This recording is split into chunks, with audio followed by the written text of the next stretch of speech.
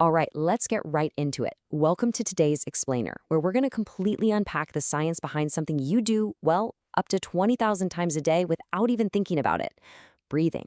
But we're not just talking about everyday automatic breathing here. We're looking at how you can actively hijack your breath to control your mind. I mean, picture this. You're about to step on stage for a massive presentation, or maybe you just got a really intense, stressful email. What happens physically? Your chest tightens up, your palms get sweaty, and your breathing goes incredibly quick and shallow. So, do you breathe faster when you're stressed? The answer is a massive, resounding yes. And I want to validate right out of the gate that this racing breath and pounding heart during stressful moments, they are absolutely real physical responses. It's not just your imagination running wild.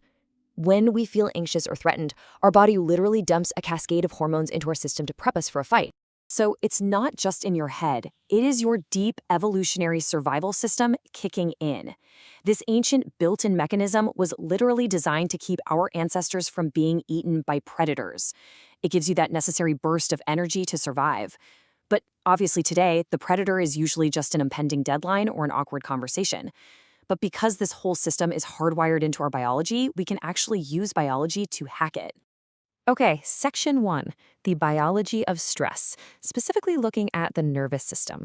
We've got a super clean contrast here between the two branches of our autonomic nervous system.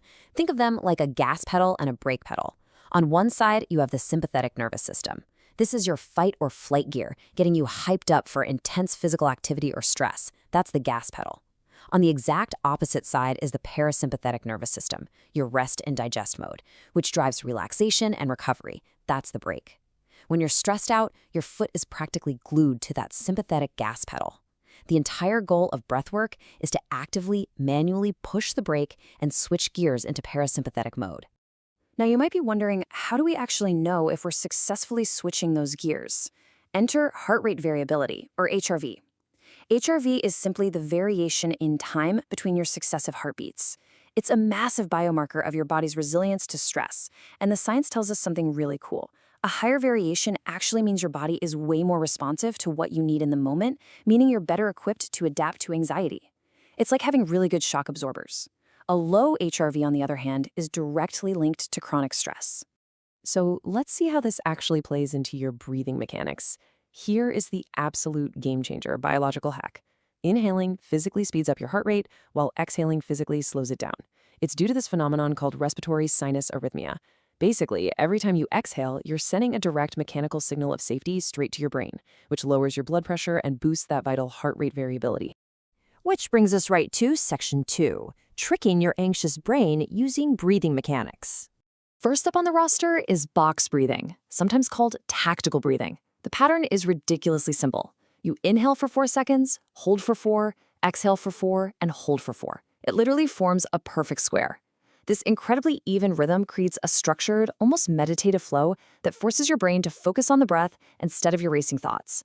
There's a reason it's a massive favorite among Navy SEALs and high-level corporate leaders for keeping totally calm under pressure. Next, we've got the 4-7-8 method. People actually call this one a natural tranquilizer. You inhale for 4, hold for 7, and here's the kicker. You exhale with a big whooshing sound for 8 full seconds.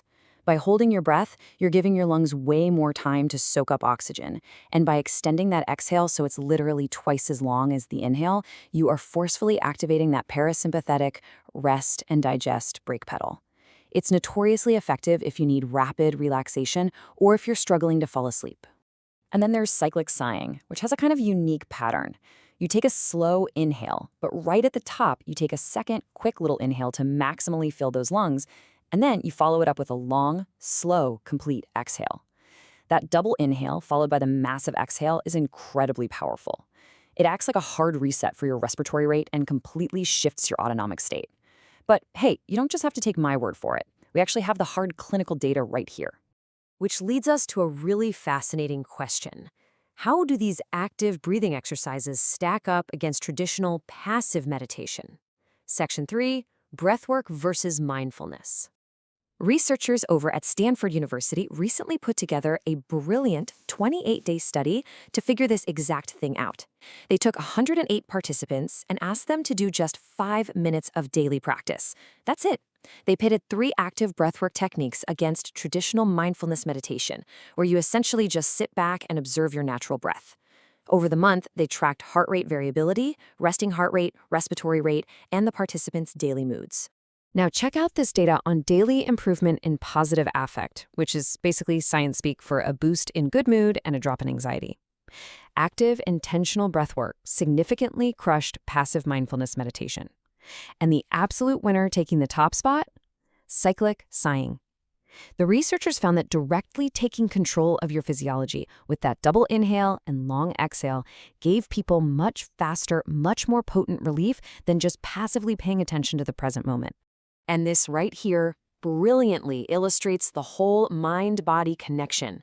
The study noted, participants who showed the highest reduction in respiratory rate also showed the highest daily increase in positive affect. Essentially, by manually slowing down their physical breathing rhythm, participants directly signaled the higher-order structures in their brains to chill out. Just 5 minutes a day literally transformed their baseline physiology and their mood. But wait, before you go deep breathing your way through literally every problem in your life, we need to talk about a major caveat.